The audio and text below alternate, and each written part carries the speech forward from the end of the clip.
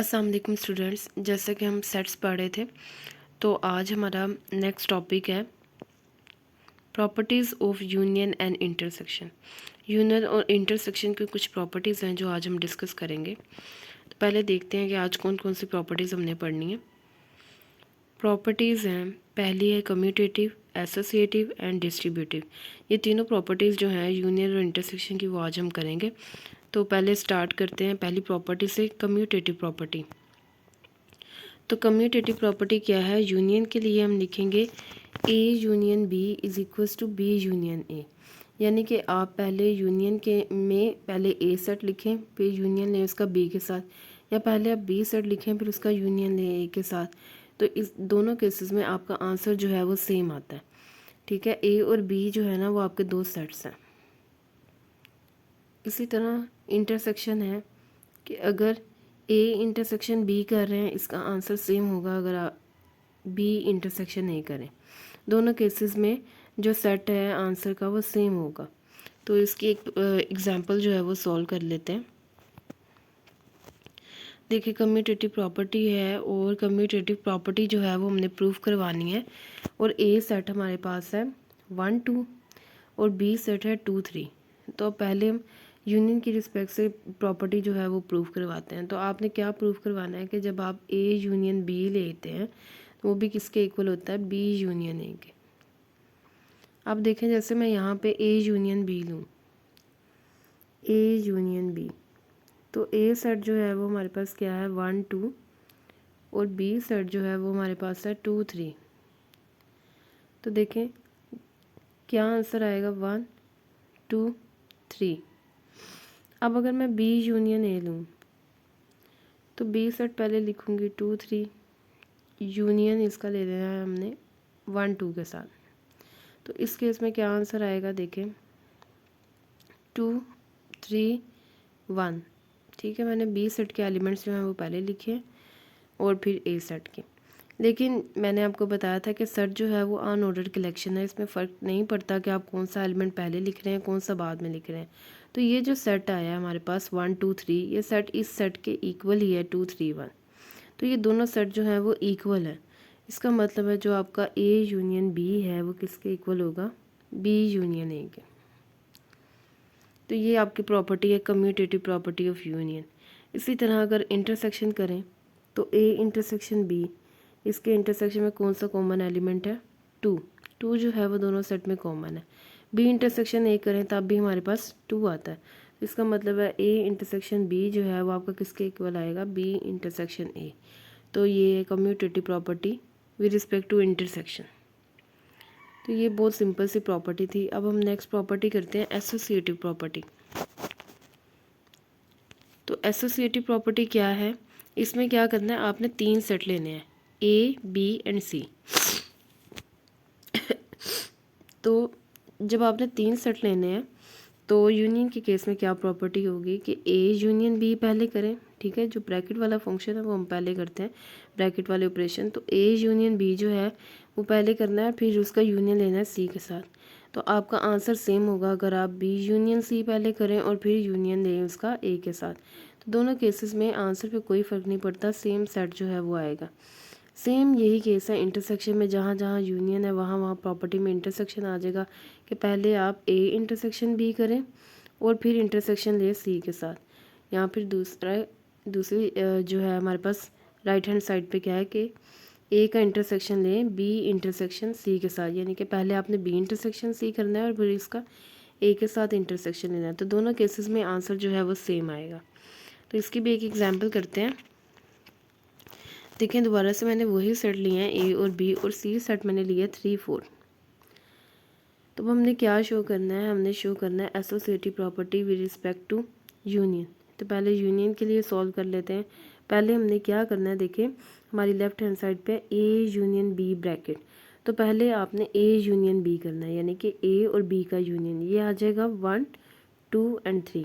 उसके बाद ये जो आंसर में सेट आया है ए यूनियन बी, इसका दोबारा यूनियन लेना है हमने सी के साथ। तो सी सेट क्या है यहाँ पे? 3 4। तो मैंने ए यूनियन बी 1 2 3 का यूनियन लिया 3 4 के साथ, तो आंसर में आ गया 1 2 3 4। ये सेट जो है ये हमारे पास आ गया। अब देखें, अगर मैं अब राइट हैंड साइड है वो सॉल्व करती हूँ। तो पहले मैं बी यूनियन सी करूँगी। तो बी यूनियन सी वाला सेट क्या आएगा, बी यूनियन सी आएगा, बी है हमारे पास 2 3 और सी है 3 4, तो ये आ जाएगा 2,3,4। ये सेट हमारे पास आएगा बी यूनियन सी।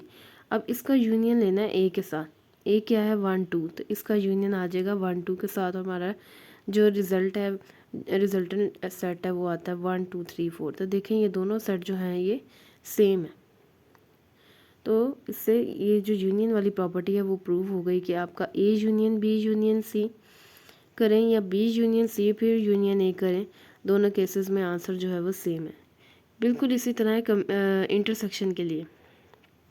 सबसे पहले आपने क्या करना है, हम पहले जो है वो लेफ्ट हैंड साइड सॉल्व कर रहे हैं, तो ए इंटरसेक्शन बी करना है पहले। तो ए इंटरसेक्शन बी जब करेंगे दोनों का कॉमन एलिमेंट क्या है 2, ये आ जाएगा। उसके बाद इसका इंटरसेक्शन लेंगे सी के साथ। तो सी में देखें इन दोनों सेट का 2 और सेट है 3 4, इनमें कोई भी कॉमन एलिमेंट नहीं है, तो ये आ जाएगा 5 सेट। 5 जो है इसका मतलब है एम्प्टी सेट। इसको इस तरह भी लिख सकते हैं, मैंने आपको बताया था इसको आप इस तरह एम्प्टी ब्रैकेट भी लिख सकते हैं। अब देखें, अब हम जो है वो राइट हैंड साइड सॉल्व करते हैं। राइट हैंड साइड पे है कि पहले बी इंटरसेक्शन सी लें, बी और सी का इंटरसेक्शन। देखें इन दोनों में 3 जो है वो कॉमन है, तो बी इंटरसेक्शन सी जो है वो हमारे पास क्या आ जाएगा 3। अब इसका इंटरसेक्शन लेना है ए के साथ, A intersection B intersection C. तो ए क्या है 1 2 और इसका इंटरसेक्शन 3 के साथ। तो देखें इन दोनों सेट में कोई भी कॉमन एलिमेंट नहीं है, तो अगेन हमारे पास आ जाता है 5 यानी कि एम्प्टी सेट। तो दोनों केसेस में आंसर क्या आया 5। तो इससे प्रूव हो गया कि आपकी लेफ्ट हैंड साइड जो है वो किसके इक्वल है, राइट हैंड साइड। और आपकी एसोसिएटिव प्रॉपर्टी जो है वो प्रूव हो गई है इंटरसेक्शन के लिए। तो इसी तरह हम नेक्स्ट प्रॉपर्टी करते हैं, डिस्ट्रीब्यूटिव प्रॉपर्टी। पहले है distributive law of union. Law लिखें या प्रॉपर्टी लिखें कोई फ़र्क नहीं पड़ता, इन्हीं को लॉ बोलते हैं, इसी को प्रॉपर्टी बोलते हैं। Distributive law of union over intersection वो किस तरह है कि आपने ए का यूनियन लेना है बी इंटरसेक्शन सी के साथ। तो ये किस तरह होगा, ए यूनियन बी और फिर इंटरसेक्शन ए यूनियन सी। ठीक है, आपकी प्रॉपर्टी है यूनियन ओवर इंटरसेक्शन। तो यूनियन ओवर इंटरसेक्शन यानी कि ब्रैकेट के अंदर जो है वो आपने इंटरसेक्शन लेना है। अब ये ब्रैकेट किस तरह ओपन होगी कि पहले आप ए का यूनियन लें बी के साथ, ठीक है, फिर ये ब्रैकेट, फिर ये सेंटर वाला जो है वो ऑपरेशन आएगा जो कि इंटरसेक्शन का है, और फिर ए का यूनियन लेना है आपने सी के साथ, ए यूनियन सी। सेम इसी केस में है दूसरी प्रॉपर्टी इंटरसेक्शन ओवर यूनियन।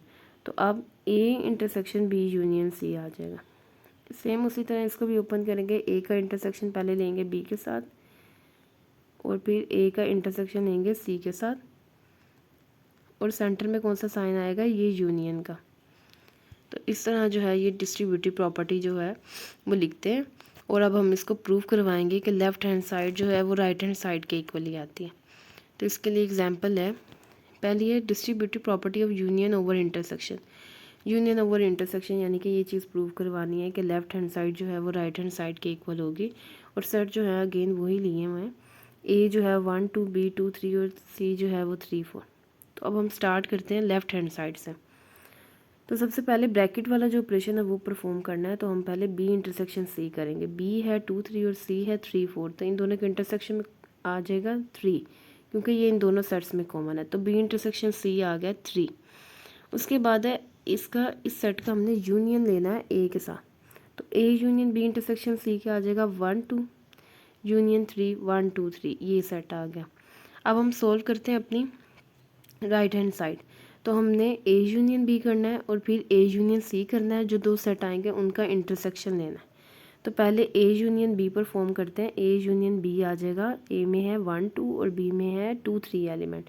तो ए यूनियन बी क्या आ जाएगा 1 2 3। इसी तरह अब हम ए यूनियन सी करेंगे।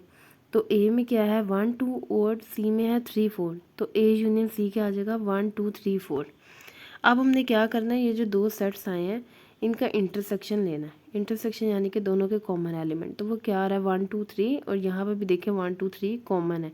तो 1 2 और 3 ये इनके इसके इंटरसेक्शन में आ जाएंगे। तो देखें लेफ्ट हैंड साइड का आंसर वही है जो राइट हैंड साइड का है, यानी कि A union B intersection C भी 1 2 3 है, और A union B intersection A union C का आंसर भी क्या है 1 2 3 सेट। तो इस तरह आपकी distributive property of union over intersection prove हो गई। अब हम करेंगे distributive property of intersection over union, यानी कि अब आपने ये चीज़ जो है वो प्रूव करवानी है। सेम वही प्रोसीजर है, पहले हम लेफ्ट हैंड साइड स्टार्ट करते हैं। हमने पहले क्या करना है, बी यूनियन सी परफॉर्म करना। तो बी यूनियन सी में क्या आ जाएगा 2 3 4, क्योंकि बी हमारे पास है, बी सेट में एलिमेंट है 2 3 और सी सेट में एलिमेंट है 3 4। अब आपने क्या करना है, इसका यूनियन लेना है 2 3 4 का ए सेट के साथ जो क्या है 1 2। तो हमारे पास इंटरसेक्शन में क्या आ जाएगा 2, ठीक है, क्योंकि इन दोनों में सिर्फ 2 ही कॉमन था। अब हम जो है वो राइट हैंड साइड प्रूव करवाने लगे हैं। तो पहले ए इंटरसेक्शन बी करना है। ए और बी में क्या कॉमन है 2, तो ए इंटरसेक्शन बी आ जाएगा 2। साथ ही आपने करना है ए इंटरसेक्शन सी। ए जो है वो क्या है 1 2 और सी क्या है 3 4। देखें दोनों में कोई कॉमन एलिमेंट नहीं है, तो ए इंटरसेक्शन सी आ जाएगा 5। उसके बाद ये जो दो सेट आए हैं 2 और 5, इनका यूनियन लेना है। तो यूनियन क्या आएगा, 2 और 5 का यूनियन आएगा 2, क्योंकि 5 का क्या मतलब है, एम्प्टी सेट, उसमें कोई एलिमेंट ही नहीं है, तो यूनियन में आ जाएगा 2। तो अब देखिए लेफ्ट हैंड साइड का आंसर भी 2 आ रहा था, सेट आ रहा था जिसका एलिमेंट है सिर्फ 1 2, और राइट हैंड साइड पे भी यही सेट आ रहा है। तो इसका मतलब है कि आपकी लेफ्ट हैंड साइड जो है वो राइट हैंड साइड के इक्वल है, और इस तरह डिस्ट्रीब्यूटिव प्रॉपर्टी जो है वो शो हो जाती है। तो इसी तरह के क्वेश्चन आएंगे, आपको सेट दिए होंगे, कहा होगा कि ये प्रॉपर्टी जो है वो प्रूव करें। तो ये प्रॉपर्टीज़ जो हैं, ये जो लिखी हुई हैं, ये आपने इसी तरह ज़ुबानी याद करनी है, क्योंकि सिर्फ प्रॉपर्टी का नाम दिया होगा, प्रॉपर्टी आपने खुद लिखनी है और उसको प्रूव करवाना है। तो आपने इनको याद भी कर लेना है, और इनकी एग्जांपल्स भी कुछ और भी सॉल्व करके देख लेनी है डिफरेंट सेट्स से के।